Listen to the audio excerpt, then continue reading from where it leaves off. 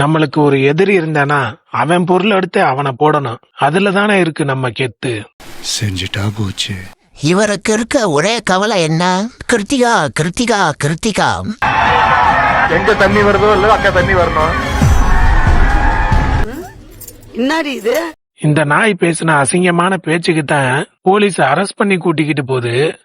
இந்த நாய்க்கு என்னமோ அதுல பெருமையா சிரிச்சுக்கிட்டு போகுது.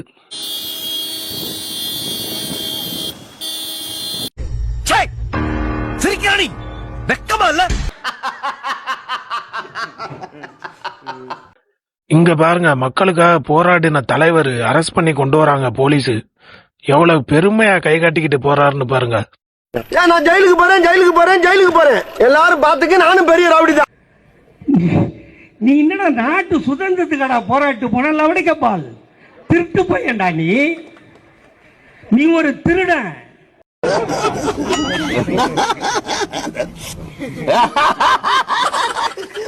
டே திருட்டு திமுக, இனிமேலாச்சும் இந்த குரலை பாலா பண்ணுங்கடா.